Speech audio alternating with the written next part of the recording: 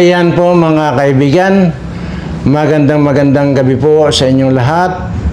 Saan man po kayo napanig ng daigdig naroon ngayon ay hayaan niyo po munang ipaabot ko ang aking mapagpalang pagbati sa inyong lahat na sana manawari ay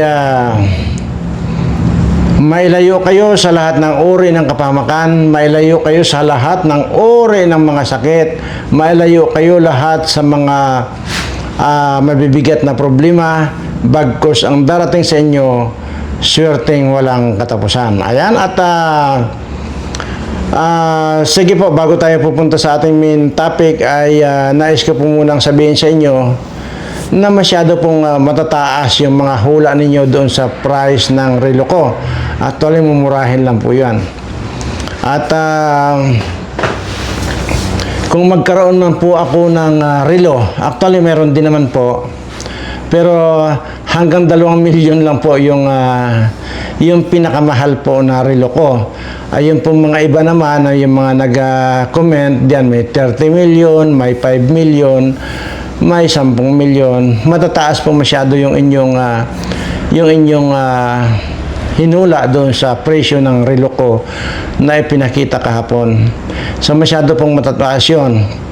Sabi ko nga po, ay hindi po ako yung tipong tao na kumukaya kong bumili ng kahit nagaano kamahal yan, ay hindi ko po gagawin na sa sarili ko ay magagamit ako ng mga ganong kamamahal. Hindi po.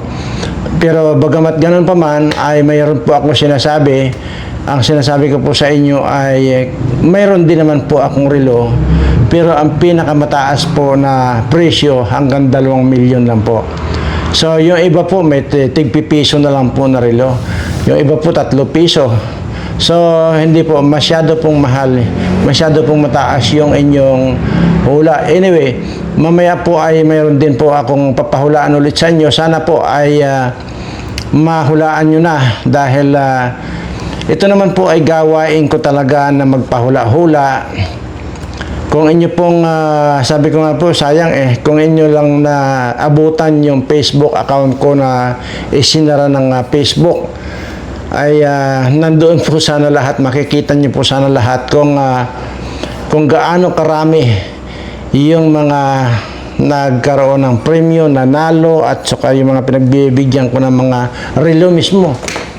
So, yun po. At sana sa mamaya yung ipapakita ko po sa inyo ay masagot nyo na. Pero wag po kayong wag po yung ganun katataas na hula ninyo. Masyado pong mahal yun. Hindi po ako magre-relo ng ganun kamahal. Sa mga sinasabi nyo, 10 milyon, 5 milyon, mayroon pa nga po dyan ay 30 milyon, mga ganun po. Hindi po. At mas gugustuhin ko na pong itulong dito sa ating mga kababayan na mga talaga namang hirap na hirap sa buhay. Yun po sinasabi ko na marami po kaming iniikutan. At yun po. Mamaya po yan ay bibigay ko kung ano po yung pahulaan ko ulit sa inyo. Ano? At dito po muna tayo sa kwan ngayon. Anumang oras mula ngayon ay bababa na po si BBM. Ayan po ang ating napag-alaman. So ibig sabihin po kung yung sinasabing anumang oras mula ngayon na ibababa na si BBM, sa maaaring bukas or sa isang araw, sa isang linggo, maaari pong bumaba na. Kasi nga po, hindi pa po nila naayos at yung kanilang gustong ayusin, na kung saan ay napakasimple naman po. Hindi naman po kailangan nilang mag-isip pa ng kanilang gagawin, dahil unang-una, kung susundin lang po nila yung batas, ay hindi na po nila kailangan mag-isip. Ay ngayon po ay medyo kung ano-ano pa yung pinupuntahan ng utak nila, ay wala naman silang mga utak, at puro pulburon nga na sa utak nito, ay wala talagang mapupuntahan. Anyway, ang sinasabi nga po nila, ay ino-offer na po nila kay dito po sa pinaka bilyonaryong tao dito sa atin na si Ramon Ang. Ino-offer po sa kanya yung pagiging caretaker or OIC president. Ay sa tingnan nyo lang po yung kabangagan nito. At bakit i-offer nila kay Ramon Ang yung pagiging presidente, ay ang successor po natin diyan ay si BP Sara. So ganyan po yung utak pulburon at utak pulbura, hindi na po nakakapag-isip talaga. Anyway, ay tinanggihan na po ni Mr. Ramon Ang yung offer sa kanya na siya ang papalit kay Bangag bilang caretaker or temporary na hawak OIC dito sa ating bansa. Tinanggihan po ni Ramon Ang kasi alam niya ang batas, na ang batas ay mapupunta po sa Vice President kung sakasakali nga pong inutil na at baldado na itong presidente at hindi na nagpapangsyon. Ay ito po kasi mas matindi po itong dito kay Marcos, talagang pati utak po niya hindi na nagpapangsyon dahil punong-puno na po ng pulbura. So yun po, alam ni Ramon Ang yung batas, kaya hindi po niya tinanggap. So ngayon kasalukuyan po silang naghahanap or nag-uusap-usap kung sino ba ang talagang ang uupo muna bilang OIC kapalit nitong Bangag na ito. Yun po, yung sinasabi ko po na yung tungkol kay Sandiang, baka naman po sabihin niyo na gawa-gawa ko ito, ay balita po sa mainstream media ito, lalo na sa Bilyonaryo Channel, ay iparinig ko lang po sa inyo saglit at para lang po inyong malaman na talagang anumang oras ay kung tinanggap lang sana ni Ramon Ang ito, ay maaari pong bumaba na itong si Bangag. Pero hindi nga po tinanggap ni Ramon Ang.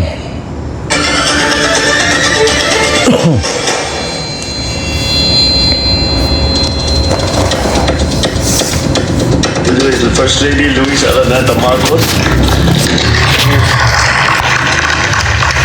who has recently been traveling to Europe to assist with with some of the activities that so she has become our ambassador now for migrant workers.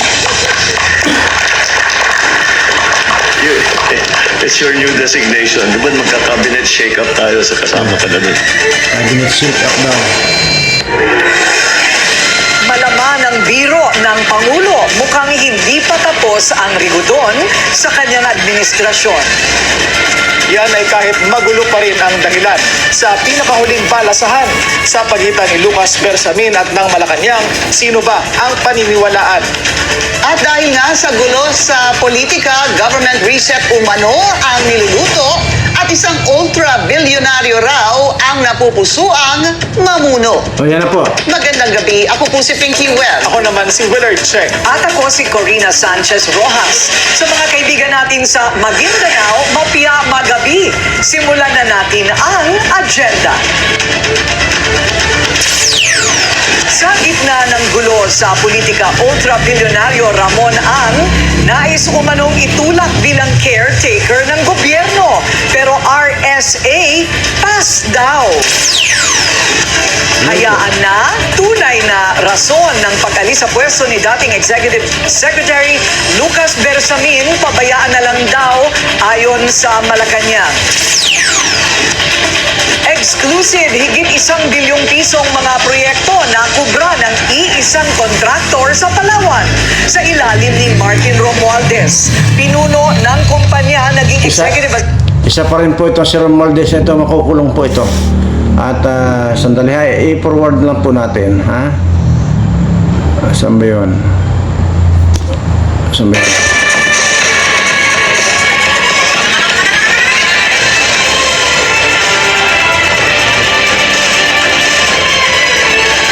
With the PNP regarding this. At kung ito man ay may katotohanan, kapwa Pilipino, kung again, kung may katotohanan at makikita po sa kanilang pag-iimbestiga na foreign funded itong kanilang isinasagawang rally, masasabi po natin ito'y pagtataksil sa bayan. May guluman sa politika, hindi raw dapat tayo pinaghihimasukan ng ibang bansa. Para sa Agenda, Ivy Reyes, Billionaire News Channel.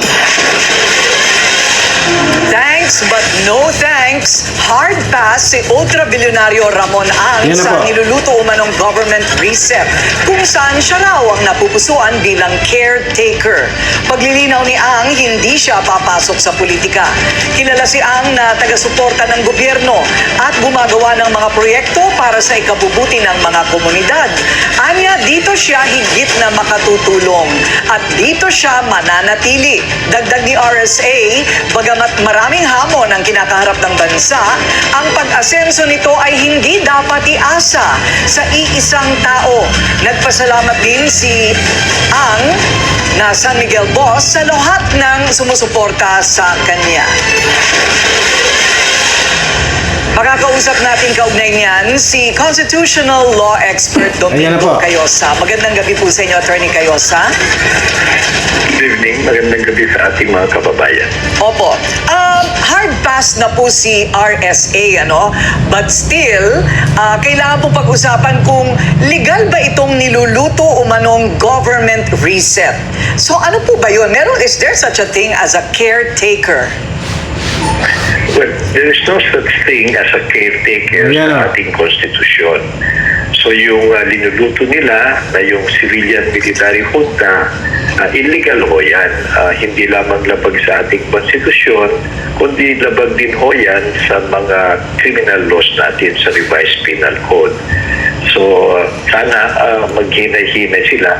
We could understand the desperation, no, and the urgency of the need for reforms, but we have to do it within the bounds of law. Otherwise, we will be jumping from the frying pan into the fire. Mas magulo yan. Okay, so there is no such thing. Pagka ganyan po ba, hindi ba't mayroon namang succession na kinikilala ang saligang batas? Yun. But yun ang masusunod dapat, no? Kung yung presidente mag-resign o disabled, di yung vice president. Kung siya naman mag-resign o disabled, meron ho naman yung Senate President, Speaker of the House, at kung lahat ay hindi po pwede, meron namang provision ng konstitusyon for special elections. Okay, sa yan. panahon po ngayon, naaangko pa ba ang anumang military or civilian junta? Sa inyo pong opinion? Sa aking tingin ho, government is functioning. Of course, there are terrible scandals at napakalaking issue itong corruption, very pervasive. But still, the rule of law unfolds. Meron naman ng ombudsman, may mga korte. So yun dapat ang ating tutukan. Rather than break the constitution, disregard it at magkanya-kanya. Mas magulo ho yan because everybody will go for a power grab. At tuloy yung makakalimutan natin itong issue ng corruption at wala nang mananagot. I think ang problema po ay yung sagot sa tanong na what if the people lose its faith in the judicial system at hindi na po naniniwala na ang hustisya ay kanila makakamit sa ilalim ng kasalukuyang administrasyon. Well, that is true, no? And that's why we've been advocating for justice police kasi kasama rin ng judiciary. Anyway, tama na po yan at narinig nyo naman po na wala sa konstitusyon or wala sa batas yung ganong pinaplano nitong bangag na ito, kundi ang dapat daw talaga dyan ay si Sara Duterte. Yun naman talaga ang Vice President natin na legal. Ayun po dapat ang magti-take over kung na nga po ito, lupog na. Alam mo po ba yung lupog? Yung po bang wala ng buto? Itong si Marcos at hindi na makalakad at abnoy na. At punong pargado na ng pulburo ang utak. Dapat ang Vice President ang hahalili sa kanya or mag-take over. Ayan po. At yan po yung batikang abogado po yan. Hindi lang po basta abogado, naging Associate Justice po ng Supreme Court yan, nagsasalita. So, yun po. At yun ang yun ang dahilan kung bakit una hindi tinanggap ni Ramon Ang yung offer nitong si Bangag na ito. At ngayon nga po ay pinag-uusapan na nila yung kung sino ang makakausap nila na tatanggap ng maging caretaker. Pero ang sinasabi nga po nitong abogadong ito na interview ni Corina, magulo po yan. Magulo. Dahil unang-una kung i-break na naman yung law at okay lang kung kay Erwin Tulfo yan dahil sang-ayon naman sa dun sa binding dalo at maging itong si Romelian Bobo na yes sir. So yun ang kandyan. Ang antayin natin kung ano mangyayari dito sa pinaplano ni Bangag. Ganun pa man ay mayroon po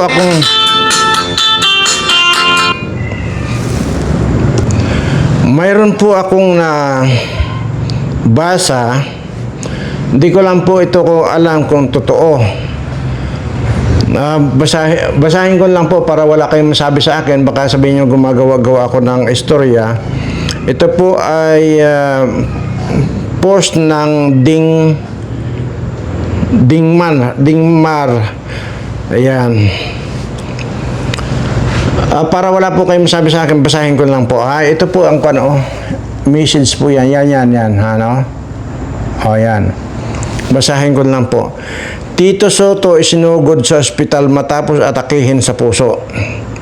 Isang biglaang pangyayari ang ikinagulat ng lahat matapos nga siyang dalhin sa ospital. At ito'y nangyari sa gitna ng mga kontrobersyal na issue na kinakaharap niya ngayon. Ano nga ba ang tunay na dahilan ng pag-atake sa kalusugan ni Tito Soto? May koneksyon ba sa mga matinding hamon na kinakaharap niya sa politika at mga akusasyon na pinasabog ni Anjo Iliana? So, yun po. At binasa ko lang po ito At hindi ko po alam kung gaano katotoo yan. Kung totoo man po yan dapat tinibayan niya yung puso niya.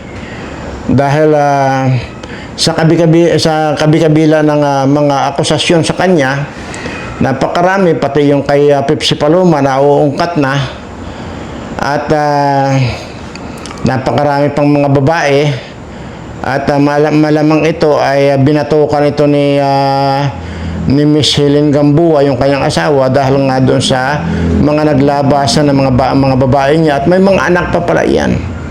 So hindi na i-broadcast yung mga anak niya dyan sa labas ng mga yan pala, halos lahat pala ng yung naging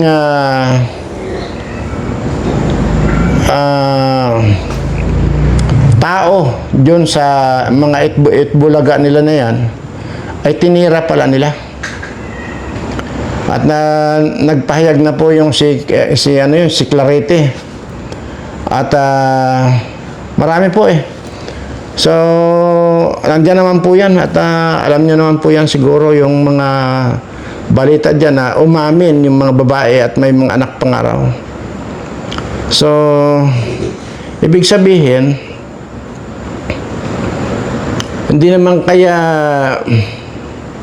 pati yung walang kamalay-malay na paslit na una si Isaac Sigira, hindi naman kaya tinira din itong mga ito.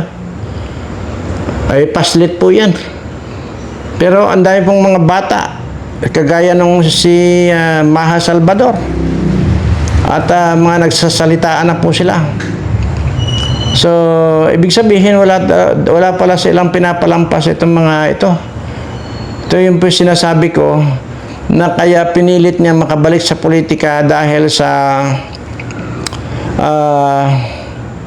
baka wala na siyang pangsuporta dyan sa mga anak niya sa labas. Or baka hanggang ngayon ay talagang sinusuportahan niya itong mga ito. Meron pangaraw po yan, pinadala na sa Amerika para hindi na magkabistuhan. So, ayan, yung mga lumalabas na sa social media. So, baka isa rin yan sa dahilan kung bakit inatake sa puso. At sabi ko nga, hindi na rin ako nagtataka dyan dahil nga sinabi ko naman po sa inyo na marami po yan susunod kay Enrile. Marami po yan. Susunod-sunod na po yan mga yung mga ililibing na rin yung mga kanya, yung mga susunod kay Enrile. Anyway, at sabi ko nga, dapat lang magkamatay na itong mga taong to. Una, itong mga politikong ito ang talagang tunay at ito yung mga COVID ng lipunan. Ito yung mga talagang totoo nagpapahirap din sa ating mga kababayan. Ito yung mga animal sa lipunan. Ito yung mga dilubyo ng lipunan. Itong mga politikong ito. Imaginin mo, kung hindi pira ang kanyan, ang katanda na yan eh. Ang dahilan yan, nako, magpapahinga na lang po yan. Kaya lang, sa dami ng mga sinusuportahan siguro, dahil sa mga bisyon nilang mga kalibugan, ay yan, bumalik pa rin sa pagiging politiko. Anyway, ayon po din sa ating nabalitaan, sanabi ko nga po kung alin pa yung matatanda, yun po ang naglilibog. Yun pong si Carlos, na yung dating NSA secretary, alam niyo po yan, yung mamamatay na rin po yan, matanda na yun. May buwilit din po pala ang putang ina. Imaginin mo, pinag-shopping pa pala yan sa Thailand, yung buwilit niya. At sa tuwing dadapaan daw yan ang buwilit niya, sukang-suka daw yung buwilit niyan. At tingnan niyo na may itsura ni Clarita, di ba? Para nang galing sa simenteryo nga yan eh. Tapos mayroon pang buwilit, nakakasukahan pang putangan to. Grabe. Grabe ang pagka-immoral ng mga animal na ito. Tingnan nyo. O kagaya ng gobernador ng Cebu. Kahit na mukhang wakwak yun, 3 ang buwilit. O. Si Dilaylay. O. Si Dilaylay. Tingnan mo. Mayroong driver, mayroong bodyguard, mayroong janitor, mayroong ano to? Ano to? Boy. Tinikman lahat. Grabe. Sabi ko nga kung alay ko, sino pa itong mga matatandang ito, yung pa naglilibog. Oh, tingnan mo ito si butod na ito. O, nagkalat po sa social media, ha? Yung, ano to? Si Sandro Marcos. At saka yung si ano yun? Bong Dasa, magkamukha nga naman. Nandyan po sa social media ngayon. Wala man lang nakuha niya kay Bongbong, kundi kay Bong Dasa na mukha nakuha ni Sandro. So, anong isipin nyo? Ay may kwan po ito, mayroong record itong si Butod na nagpapatira sa ilalim ng kanyan, ilalim ng punong mangga. O di ba may anak sa una yan? O hindi kinikilala, hindi ewan ko kung saan na yung anak niyan sa una. Na nabuntis yan doon sa ilalim ng puno ng mangga. Di ba? Tapos nung naging kwan nila yan, kwan po nila yan kaibigan po nila, close friend din na bangag yan, si Bong Dasa na yan. Na kasi nga palibasa ng mga pare-parehong mga adik ay magkakabarkada. So, di natin alam yan, baka pagka humihilik na itong si Bangag, baka tinitira na rin ng Bong Dasa yan, kaya naging resulta ay naging kamukha na ni Sandro. Ayan.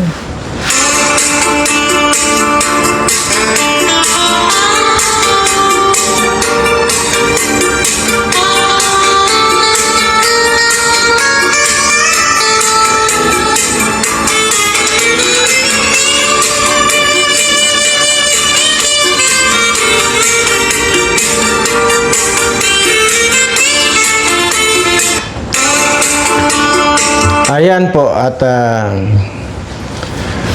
dahil nga sa maluwag sa pira, maluwag na makapagnakaw itong mga animal na nandiyan sa gobyerno. Kagaya itong Clarita na ito, ay hindi po ba binigyan ng generous allowance yan ni Lisa? Tapos ngayon, pumunta doon kay Martin Romualdez po siya ngayon, ay mas lalong galanti itong si Romualdez. Kaya siguro, ayun, pinamimili niya ng mga gamit, yung buwilit nito. Tingnan yung itsura nito. Ano bang itsura nitong Clarita na ito? Grabe. Parang yung yung bunganga nga ng pating yung bunganga hayop niyan. Tapos 80 na yata, yan naglilibog pa. Kadiri naman hayop na to. Pero talagang sa totoo lang, ito yung mga piste ng lipunan.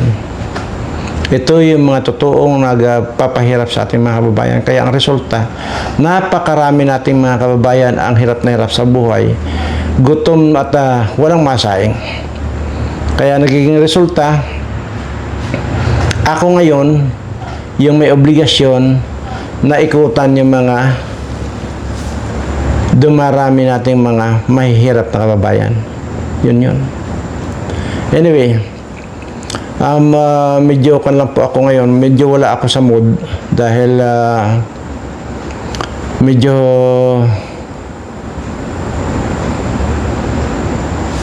kaya hindi niya ako makitaan ng medyo pagiging masaya ang mukha. But ganun pa man ay wala po, mali po yung lahat ng mga hula ninyo doon sa presyo ng relo ko, ano? Masyado po matataas yun. Sabi ko nga po, yung ibibili ko ng ganun katataas or kamamahal na mga gamit ay itulong ko lang po dito sa ating mga kababayan, mga mahirap, which is ginagawa ko naman po yung pag-iikot. At mayroon po kami regular na pinupuntahan, iniikutan ng mga kababayan natin. So doon ko lang po itulong. Kisa sa bibili ako ng mga mamahalin na gamit. Kaya tandaan po ninyo, ay kung magkaroon man po, sabi ko na po kanina, di ba, na mayroon naman po akong relo na nag-iisa lang po yun na nagkakalaga ng 2 milyon. Hanggang doon lang po. Hindi na po lumampas yun. Nag-iisa lang po yan. The rest, sabi ko nga po, 3 piso na lang yung mga relo ko na mga binibili. At hindi po ako ganun na kaluho sa mga gamit. At katunayan, nahihiya po ako sa ating Panginoon na magpasasa doon sa mga blessings na mga binigay niya sa akin. Nahihiya po ako. Sabi ko nga po, pag bumili man ako ng sasakyan, pinagpapaalam ko pa po yan. At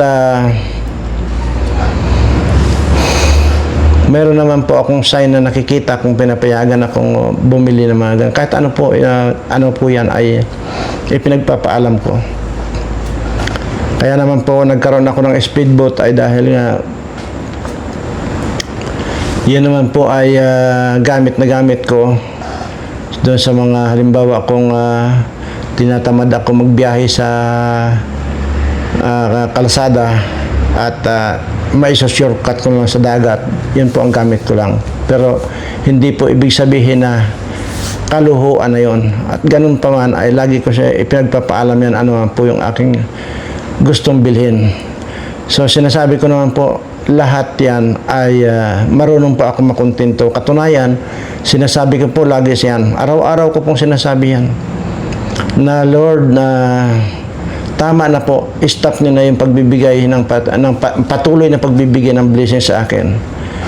But instead, ibigay niyo na pong diretso dito sa lahat ng mga subscriber ko. Ayan po, at so ito naman po ay pahuhulaan ko ulit itong isang relo ko na suot ngayon. Ito po ay hulaan nyo kung magkano. May nagtatanong po kung ano daw pong bang brand ay yung relo na pinahulaan ko ang presyo. Pag sinabi ko po yung brand, ay lugi naman po yung iba. Kasi, una, ay marami po yung hindi nakakaintindi or nakakaalam. Basta sila manghuhula lang sila. Ay kayo naman po na nakakaintindi, i-search nyo lang po yan sa Google, alam nyo na po yung presyo. Kaya hindi po natin pwedeng ibigay yung brand ng relo kasi nga once na ibinigay natin yung brand ng relo, mahulaan nyo po agad kung magkano ang presyo.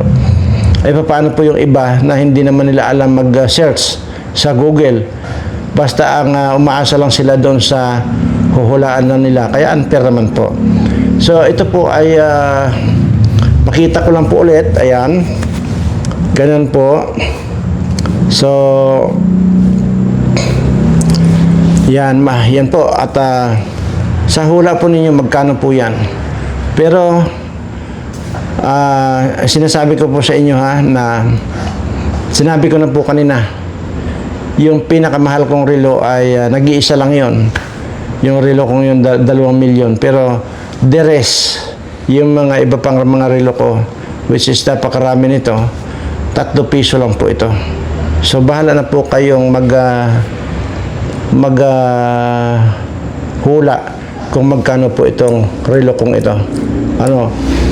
At ang magiging premyo rin po nito ay dahil mumurahin lang naman po ito, hindi naman po ganun kalaki, ito po ay 100,000 lang po ang ibibigay kong premyo sa makakahula po nitong rilong ito, kung magkano ang presyo.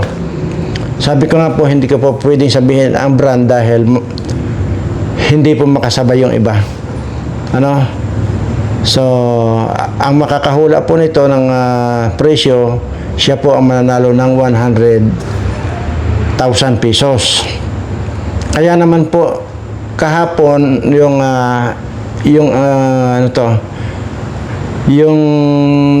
kahapon nga ba yun? Yung isang relo ko na 1 million, ang makakahula nun kasi medyo may kamahalan din po kasi yon. Kaya, medyo mahal din po yung presyo ng aking ibibigay na premyo. So dahil po ito mura lang naman ito, 100,000 po ang premyo nito, yung makakahula ng presyo. Ayan po. So maraming salamat po sa patuloy ninyong pagsubaybay sa ating walang kwentang channel. At muli, sa lahat ng mga subscriber ko, ingat po kayo lagi. At doon po sa mga hindi ko pa subscriber, sabi ko naman po sa inyo, kung kayo po ay nagtataglay ng ilong na kasing laki ng ilong ni Gadon na parang poste ng Meralco ang laki, at yung mukha ninyo ay kasing mukha ni Dilaylay na hindi mo maintindihan kung mukhang tao, mukhang aso or demonyo, mag-subscribe na po kayo dito sa Verano Live Studio TV. Right after mag-subscribe kayo, mababago na po yung mukha ninyo. Hindi na po magiging mukhang ilong ni Abe at ni Gadon. Ayan po. At hindi na rin po kayo magiging mukhang bayawak or mukhang kohol or mukhang tuko. Gaganda po. At gugwa po kayo. Tested and proven na po yan. Dahil lahat po itong mga subscriber ko ngayon, wala po kayong makikitang pangit na mga subscriber ko. Lahat magaganda.